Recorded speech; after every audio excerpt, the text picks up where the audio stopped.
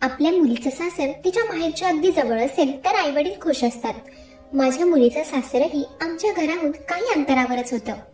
माझी मुलगी माझ्या जवळच असेल या विचाराने आधी तर मी फार खुश होते, पण हळूहळू माझा आनंद दुःखात बदलू लागला. माझ्या त्या दुःखाचं कारण माझी मुलगी नसून माझे जावई होते. मी एक सिंगल मदर होते. मला 2 मुली होत्या. मोठ्या मुलीचं नाव निधी होतं व लहान मुलीचं नाव मेघा होतं. निधी आता लग्नाच्या वयाची होती. माझ्या भावाने तिच्यासाठी चांगलं स्थळ सूचित केलं होतं. मग आम्ही लगेचच कांदे पोह्याचा कार्यक्रम उरकवून टाकला. नवरा मुलालाही मुलगी पटली होती आणि माझ्या निधीलाही नवरा मुलगा आवडला होता. माझे मोठे जावई आमच्या शहरातच राहायला होते. विशेष म्हणजे ते आमची 2-3 सोसायटी सोडूनच राहायचे. शहरात जावई बापू एकटेच राहायचे. त्यांचे पूर्ण कुटुंब गावी होतं. जावयाची नोकरी त्या शहरात असल्यामुळे ते एकटेच राहायचे. त्यांचा शहरातील फ्लॅट स्वतःचा होता. गावीही त्यांचं घर होतं. जावईही दिसायला चांगले होते. माझ्या निधीसाठी मला खूप चांगलं स्थळ मिळालं होतं.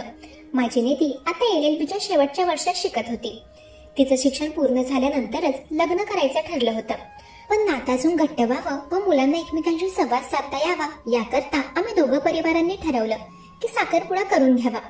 साखरपुडा झाल्यानंतर मुलं एकमेकांशी बोलायला मोकळे झाले होते व नातंही अजून पक्क झालं होतं. निधीच्या लग्नाची तारीख जवळजवळ 6 महिन्यांनंतरची होती. एंगेजमेंट झाल्यानंतर 2-3 दिवसातच निधी पुन्हा तिच्या हॉस्टेलमध्ये परतली. निधी बँगलोरमध्ये राहायची. ती त्याच शहरात शिक्षण घेत होती. तिथे ती हॉस्टेलमध्ये राहायची. आता काहीच महिने तिचं कॉलेज होतं. मग एकदा का डिग्री मिळाली की मग माझी लेक आपल्या शहरात येऊन लग्न करून सेटल होणार. निधी तर आता तिच्या मार्गाला लागली होती. माझी एक जबाबदारी आता 50% पूर्ण झाली होती. माझी लहान मुलगी मेघा आता 12वीत शिकत होती. तिच्या लग्नाला अजून बराच अवकाश होता. माझी मेघा फार अभ्यासू होती. ती सतत पुस्तकांमध्ये असायची. ती घरात असूनही मला वाटायचं की मी एकटीच घरात आहे. पण आता माझा एकटेपणा दूर करण्यासाठी माझ्या आयुष्यात एका व्यक्तीचं आगमन झालं होतं, पण मी त्याकडे लक्ष दिलं नव्हतं. माझे मोठे जावई आमच्या शहरात आमच्या घराजवळच राहायला होते. एके दिवशी ते अचानक घरी आले. ते घरी येत आहे याबद्दल त्यांनी काही कल्पनाही दिली नव्हती. त्या दिवशी मी घरी एकटीच होते. दुपारी 12 वाजेपर्यंत मी माझी घरातील कामे आवरलीत. नंतर मी फ्रेश झाले. त्यावेळी घरी मी एकटीच होते. मेघा कॉलेजला गेली होती. 12:30 वाजता घराची बेल वाजली. दरवाजा उघडला तर समोर मितेश होता. जावयाला पाहून मी थक्कच राहिले. मला फार लाजायला झालं होतं, कारण जावई येणार आहे याची मला काही कल्पना नव्हती. त्यावेळी मी मेघाचा ड्रेस परिधान केला होता. माझ्या दोन्ही मुलींचे कपडे मला फिट यायचे. बऱ्याचदा मी माझ्या मुलींचे कपडे परिधान करायचे. त्यावेळीही मी मेघाचा लॉंग वन पीस परिधान केला होता. मला जर ठाऊक असतं की जावई घरी येणार आहेत तर मी साडी नेसून असते. अचानक मितेशला समोर पाहून मी घाबरले होते. मी त्यांना घरात बोलावलं व त्यांना पाण्याचा ग्लास नेऊन दिला. मितेशला पाणी दिल्यानंतर मी त्यांना म्हणाले की तुम्ही बसा, मी आलेच. जावयाने मी कुठे जात आहे हे मला विचारलं. ते म्हणाले निधीला फोन करू नका, ती तिच्या अभ्यासात व्यस्त असेल. मी म्हणाले नाही, मी निधीला कॉल करायला जात नाही. ते तुमच्यासमोर असं ड्रेसमध्ये बरोबर वाटत नाही म्हणून. त्यावर जावई म्हणाले अहो सासूबाई, आता पूर्वीचा जमाना राहिला नाही. ते डोक्यावर पदर घेऊन फिरायचं हे सगळं आता बंद झालंय. आजकाल कोणीही असं वागत नाही. तुम्हीही अगदी रिलॅक्स राहा. असंही हा ड्रेस तुम्हाला फार छान दिसतोय. बरं, तुम्ही मला विचारणार नाहीत का मी का आलो इथे? मितेश बोलल्यावर मी त्याला विचारलं की सांगा ना, काय काम होतं? असं अचानक कसं आलात? त्यावर तो म्हणाला अहो सासूबाई, अचानकच माझ्या घरचा सिलेंडर संपला. माझ्या घरचा सिलेंडर आता लवकर काही येणार नाही. सध्या सिलेंडरची फार कमतरता चालली आहे. तुम्ही तर बातम्यांमध्ये ऐकलंच असेल. आता माझ्या घरचा सिलेंडर थेट 25 दिवसांनंतर येणार आणि तोही येईल की नाही ते माहित नाही. मला फार तर घरच्या जेवणाची सवय आहे. मी रोज माझ्याच हाताने जेवण बनवतो. तुमच्या मुलीला लग्नानंतर स्वयंपाक बनवण्याचं काही टेन्शन नसणार. तेव्हा आमच्या सहजच गप्पा चालू झाल्या. जावई म्हणाले मी आता इथे जेवणासाठी चाललोय, पण तुम्ही काळजी करू नका. फक्त काही दिवस सिलेंडरची सोय होईपर्यंत मी इथे येईल. मी तुम्हाला रोज रोज त्रास देणार नाही. मी त्यांना म्हणाले जावई बापू, हे घर तुमचंच आहे, त्यात त्रास कसला? तुम्ही माझे जावई नाही तर माझा मुलगा आहात. आणि हो, तुम्हाला दुसरीकडे कुठेही सिलेंडर शोधायची गरज नाही. हे तुमचं हक्काचंच घर आहे. तुम्ही हक्काने इथे जेवायला येऊ शकतात. माझं बोलणं ऐकून जावयाने माझ्या समोरच त्यांच्या मित्राला कॉल केला व सिलेंडर आता नकोय असं सांगितलं. मितेशने मला सांगितलं की त्याचा मित्र त्याला 4000 रुपयांमध्ये सिलेंडर देणार होता. 900 रुपयामध्ये मिळणारा सिलेंडर 3 पट किमतीने जावई विकत घेणार होते. जेव्हा मी त्यांचं बोलणं ऐकलं तेव्हा मी त्यांना म्हणाले की तुम्ही उद्यापासून सकाळच्या नाश्त्यापासून ते रात्रीच्या जेवणासाठी इथेच या आणि हो, वाटलंच तर तुम्ही इथेच राहा, घरात गेस्ट रूम आहेच. त्यावर मितेश म्हणाला, सासूबाई, तुम्ही माझ्या 3 वेळेच्या जेवणाची सोय करत आहात तेवढं पुरे आहे. आता इथे राहायला नको, माझं घर जवळच आहे. तुम्ही बाकी काही काळजी करू नका, तुम्ही फक्त माझ्या जेवणाची सोय करा. मी मोठ्या आग्रहाने जावायला आमच्या घरी जेवणासाठी या तर म्हणाले, परंतु त्यांचे रोज घरी येण्याचे परिणाम माझ्या घरावर, विशेषतः माझ्यावर होणार होते हे मला ठाऊक नव्हतं. जावाई त्या दिवसापासून रोजच घरी येऊ लागले. ती त्यांच्या हक्काची सासूरवाडी होती. सुरुवातीला काही दिवस मलाही जावयाचं घरी येणं वेगळं वाटलं नाही. मी तर खुश होते, कारण मला समजदार जावई मिळाला होता. माझ्या डोक्यात एकच विचार होता की जावई आता घरी येत आहे तर मी त्यांचा स्वभाव ओळखू शकते. माझी निधी जरा चिडकी होती, पण जावई मला हळवे वाटले. ते निधीला सांभाळून घेतील हे तर मी समजले होते. पण त्याच्या लग्नाआधी मला जावयाचा असा अनुभव येणार होता ज्याची मी कल्पनाही केली नव्हती. आता कधी कधी जावई माझ्यासोबत किचन मध्येही असायचे. जेवत असताना मेघा तिच्या जिजूंशी जास्त बोलायची नाही. ती फार साधी होती. तिचं मन सतत अभ्यासातच असायचं. मी तिला बऱ्याचदा म्हणाले होते की पुस्तकाच्या बाहेरही जग आहे, फक्त पुस्तकांपुरता मर्यादित राहू नकोस. मी माझ्या मुलीला सूट तर दिली होती, परंतु ती अजिबात इतर मुलींप्रमाणे मजा मस्ती करायची नाही. घर आणि कॉलेज एवढंच मेघाचं विश्व होतं. एके दिवशी ती जेवणाच्या वेळी डायनिंग टेबलवर नव्हती. मी व जावई आम्ही दोघेच जेवणाला बसलो होतो. तेव्हा मितेशने मला विचारलं की सासूबाई, मेघा अशी का वागते? तिला मी आवडत नाही का? मी त्यांना म्हणाले, तसं काही नाहीये. ती घरात माझ्याशी जास्त बोलत नाही. बऱ्याचदा घरात मेघा असूनही मला एकटं वाटतं. त्यावर ते म्हणाले, तुम्हाला आता एकटं वाटणार नाही, कारण आता मी तुमच्या आयुष्यात आलो. तुमचा जावई नेहमी तुमच्या सोबत आहे. तो पुढे म्हणाला, सासूबाई, तुम्ही उद्यापासून माझ्या सोसायटीमध्ये या. आमच्या सोसायटीत तुमच्या वयाच्या महिला योगा करतात, रोज गार्डन मध्ये एकमेकांना भेटतात. तुम्हालाही तो ग्रुप जॉईन करून फार बरं वाटेल. आता मी ज्या सोसायटीत राहत होते ती फार छोटी सोसायटी होती, पण जावयाचा फ्लॅट मोठ्या सोसायटीमध्ये होता. त्यांच्या सोसायटीमध्ये स्विमिंग पूल, मोठं गार्डन, सगळं काही होतं. त्यांनी आग्रह केल्यामुळे मी दुसऱ्या दिवशी त्यांच्या सोसायटीत गेले आणि तिथूनच एका नव्या नात्याची सुरुवात झाली. त्या दिवशी मी त्यांच्या सोसायटीच्या गार्डन मध्ये गेले. मितेश त्या बायकांशी माझी ओळख करून देण्यासाठी आला. त्याने त्या ग्रुपमधील एका लेडी सोबत माझी ओळख करून दिली व तो तिथून निघून गेला. त्याचं काहीतरी काम होतं. जाताना तो म्हणाला की घरी जायला निघाला की मला कॉल करा, म्हणजे मी तुम्हाला सोडवायला येईल. मितेश तिथून निघाला तसं मी पाहिलं, काही महिला त्याच्याकडे एकटक बघत होत्या. त्या जवळजवळ माझ्याच वयाच्या असतील आणि तरीही त्या मितेशकडे पाहत होत्या. तेव्हा मी त्यांचं बोलणंही ऐकलं. ते एकमेकींना सांगत होत्या की हा मुलगा किती हँडसम आहे, पण कधी तो आपल्याकडे बघतच नाही. त्या बायकांचं बोलणं ऐकून मला रागही आला आणि बरंही वाटलं, कारण त्यांनी माझ्या जावयाचं कौतुक केलं होतं. तेव्हा मी त्यांना सांगितलं की तो हँडसम माझा जावई आहे. माझं बोलणं ऐकून त्या बायका लाजल्या. त्यांची मान शर्मेने खाली झाली. आता रोजच मी मितेशच्या सोसायटीत जाऊ लागले होते. बघता बघता 20 दिवस उलटले. 20 दिवसांनंतर मला माझ्या निधीचा फोन आला. तसं तर तिला मी कॉल करायचीच, पण त्या दिवसाचा फोन कॉल वेगळा होता. त्या दिवशी तिचं बोलणं ऐकून मी फार घाबरले होते. निधी म्हणाली, आई, अगं 15 दिवसांच्या वर झालेत. मितेशचा आता मला कॉलच येत नाही आणि मी जरी कॉल केला तरी तो कामात व्यस्त असतो. तू मला एवढा बिझी नवरा का करून दिला आहेस? मितेशला ना माझ्यासाठी वेळच नसतो बघ. मी तिला समजावलं की जावई कामात असतील, तू जास्त विचार करू नकोस. एकदा का लग्न झालं की मग तुझा नवरा तुझाच असणार. आणि असंही जेवढं तुम्ही फोनवर कमी बोलाल तेवढं तुझं अभ्यासात मन लागेल. तू आता तुझ्या अभ्यासाकडे लक्ष दे. शेवटचं वर्ष आहे, चांगल्या मार्काने पास व्हायचंय ना? निधी म्हणाली, हो, मी आता अभ्यासावरच लक्ष देते. असे मितेश माझाच आहे. आमची एंगेजमेंट तर झालीच आहे. मी निधीला कसं तरी समजावलं. तिचा फोन ठेवल्यानंतर मी विचारातच खाली बसले. मी मोठं वर तोंड करून निधीला बोलले होते की मितेश तुझाच आहे, पण आता माझा जावई माझ्या मुलीचा राहिला नव्हता. इकडे मागच्या 15 दिवसांपासून बऱ्याच गोष्टी बदलल्या होत्या. मी निधीशी खोटं बोलले होते. माझी एक मुलगी बाहेर शहरात शिक्षण पूर्ण करत होती, तर दुसरी घरात अभ्यासात मग्न असायची आणि मी माझ्या एकटेपणात होते. परंतु मागच्या 15 दिवसांपासून माझ्या आयुष्यात काहीतरी बदललं होतं. मी माझ्या मुलीला ते सत्य कसं सांगावं मला कळतच नव्हतं. त्यावेळी तर मी काही बोलले नव्हते.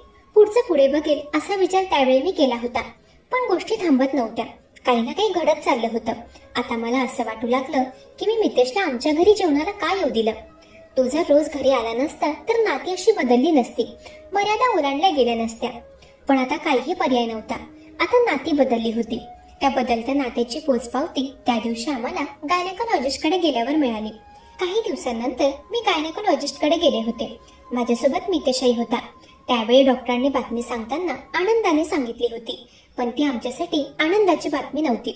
मी तर फार घाबरले होते. आता निधीला काय तोंड दाखवायचं ते मला कळत नव्हतं. पण मितेशने मला धीर दिला. तो म्हणाला, सासूबाई घाबरू नका, होईल सगळं व्यवस्थित. आता हे दिवस काळजी घेण्याची आहे, टेन्शन घेण्याची नाही. मितेशने माझ्या घरी येऊन भलतेच ताप पाडून ठेवले होते. आमच्या घरात बाळ येणार होतं, पण मी खुश नव्हते. खुश होऊ तरी कशी, मुलींना तोंड दाखवायचं होतं. आता असेच दिवस जात होते. अजूनही मितेशचं येणं थांबलं नव्हतं. एके दिवशी निधी अचानक घरी आली. तिला पाहताच मी दचकले. निधी म्हणाली, आई कसं वाटलं सरप्राईज? त्यावेळी मी सरप्राईज तर झाले होते.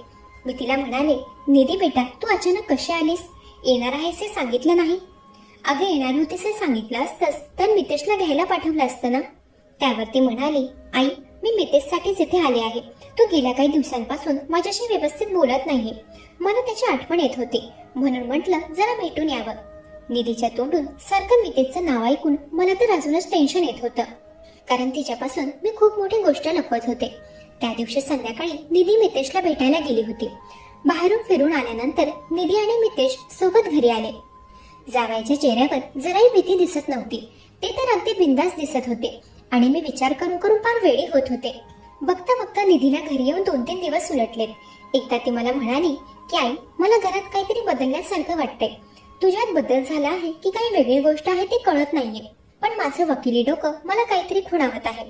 माझं डोकं मला काय दाखवण्याचा प्रयत्न करत आहे ते मला नीट कळून येत नाहीये. घरात सगळं ठीक तर आहे ना? तिचं बोलणं ऐकून तर मी घाबरले होते. तरी मी तिला म्हणाले, अगं सगळं ठीक आहे, उगाच टेन्शन का घेतेस? बरं मला सांग, तू परत कधी जाणार आहेस? माझं बोलणं ऐकून ती म्हणाली, आई तुला माझ्या परत जाण्याची एवढी काय घाई लागली ग? मी आले तेव्हाही तू खुश नव्हतीस आणि आताही तू 2-3 दिवसातच मला पाठवण्याच्या मार्गावर आहेस. घरात सगळं ठीक तर आहे ना? तू माझ्यापासून काही लपवतेस का? मी तिला म्हणाले, अगं नाही ग पोरी, मी तुझ्यापासून का काही लपवेल? आजपर्यंत मी काही लपवलं आहे का जे आता लपवेल तर? मला निधीसोबत खोटं बोलायला फार भीती वाटत होती, पण माझ्याकडे त्याच्या पलीकडे काही पर्यायही नव्हता. निधी परत कधी जाणार आहे हेही ती मला नीट सांगत नव्हती. पुढे 2 दिवसांनंतर निधी रात्री माझ्या खोलीत येऊन मला म्हणाली की आई तू मितेश सोबत जरा कमी बोलत जा. तो तुझा होणारा जावाई आहे, तुम्ही काही मित्र नाहीत. तू त्याच्याशी असं हसून बोलते ते बरं दिसत नाही. उद्या जर माझ्या सासूच्या मंडळींनी हे पाहिलं तर ते काय विचार करतील? ते गावाकडची लोक आहेत. मी तिला म्हणाले, अगं मितेश मोकळ्या स्वभावाचा आहे, तू उगाच जास्त विचार करतेस. तेव्हा ती माझ्यावर ओरडली, म्हणाली, आई तू त्याच्याशी नको बोलत जाऊस, मला नाही आवडत. निधीचं बोलणं ऐकून मला असं वाटलं जणू तिला काहीतरी संशय आला आहे. मी तेव्हा फार घाबरले होते. दुसऱ्या दिवशी मी जावयाशी बोलायचं ठरवलं.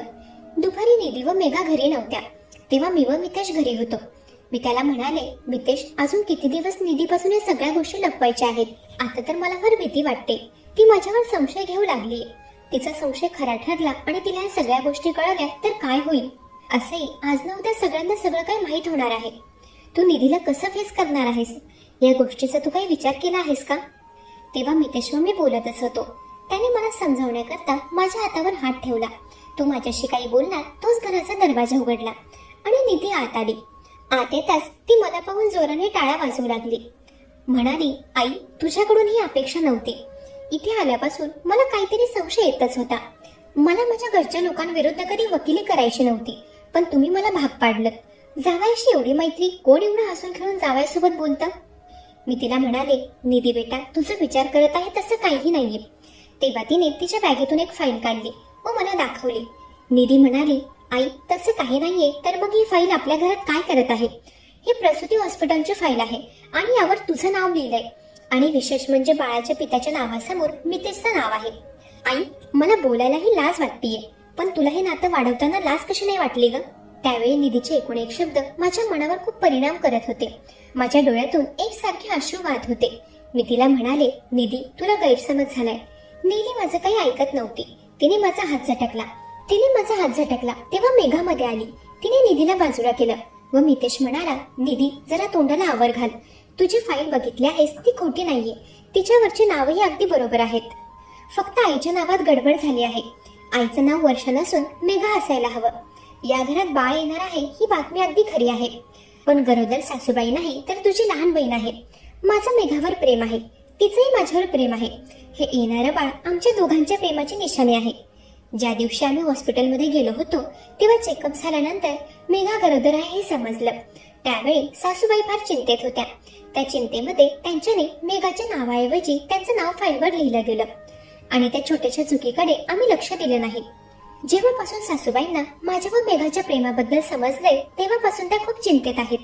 तुला या गोष्टी कशा सांगाव्यात हे त्यांना कळत नाहीये. मला माफ कर निधी, पण माझं खरं प्रेम मेघा आहे. मी तिच्यावर प्रेम करू लागलोय. गेल्या काही दिवसांपासून आम्ही दोघे एकमेकांच्या संपर्कात आलो आणि तेव्हा रोज एकमेकांना भेटून एकमेकांच्या आवडीनिवडी लक्षात घेऊन नकळत आम्ही एकमेकांच्या प्रेमात पडलो. प्रेम सांगून होत नाही. आपलं लग्न तर जमलं, पण आपण एकमेकांना कधी समजून घेतलं नाही. पण मेघा व मी एकमेकांना समजलो. आम्हाला एकमेकांवर कधी प्रेम झालं समजलंच नाही. मितेशचं बोलणं ऐकून निधी फार चिडली होती. तिने मेघाला तिच्यापासून लांब केलं. ती म्हणाली, आई, मेघा, अगं मितेश तर परका माणूस आहे, पण तुम्ही मला धोका दिला. मेघा, आजपर्यंत तू माझ्यासोबत सगळ्या गोष्टी शेअर केल्यात, मग ही एवढी मोठी गोष्ट तू माझ्यापासून का लपवलीस? तेव्हा मेघाही रडू लागली. ती म्हणाली, ताई, मला माफ कर, मी घाबरत होते. मी तुला आमच्या नात्याबद्दल कसं सांगावं ते मला कळत नव्हतं. मला माफ कर ताई. सत्यता समोर आल्यानंतर निधी मला बिलगून खूप रडली. ती म्हणाली, आई, मला माफ कर, मी तुझ्यावर संशय घेतला. तिची मानसिकता त्यावेळी काय असेल हे मी समजत होते. मी तिला म्हणाले, बाळा, माझा तुझ्यावर राग नाहीये, उलट तूच मला माफ कर. त्यावर निधी म्हणाली, आई, मला मितेश व मेघाचं प्रेम मान्य आहे. निधीने तिच्या हातातील रिंग काढून मितेशच्या हातात ठेवली. त्यावेळी तिने मितेशला मेघाच्या हातात रिंग घालायला सांगितली. ती म्हणाली, मितेश, तू अगदी बरोबर बोललास. प्रेम सांगून होत नाही आणि ज्या व्यक्तीवर आपलं प्रेमच नाही त्याच्यासोबत लग्न बंधनात अडकूनही काही फायदा नाही. तुझं मेघावर प्रेम आहे, मग तू माझ्याशी लग्न करून ना मला सुखी ठेवू शकशील ना तू आनंदी राहू शकशील. कदाचित देवालाही हेच नातं मान्य असेल, पण हो, आता तुम्ही लग्नाला उशीर करू नका, नाहीतर माझं मत बदलेल. तिच्या त्या शेवटच्या वाक्यावर सगळे हसू लागले. निधी मला म्हणाली, आई, चल, आपल्याला मेघाच्या लग्नाची तयारी करायची आहे. निधीने मोठ्या मनाने तिच्या होणाऱ्या नवऱ्याचं आणि लहान बहिणीचं नातं मान्य केलं होतं. मी त्याच्या घरच्यांनी सगळ्या गोष्टी समजून घेतल्या. मेघा 18 वर्षांची पूर्ण होती, त्यामुळे तिच्या व मितेशच्या लग्नाला काही अडचण आली नाही. ते म्हणतात ना, शेवट गोड तर सगळंच गोड. माणूस हा प्रत्येक गोष्टीसाठी फक्त निमित्त असतो, जोड्या तर तो वरचा ठरवतो. बहुतेक मेघाची आणि मितेशची जोडी देवाने आधीच ठरवली होती. मंडळी, कशी वाटली ही कथा? ऐकत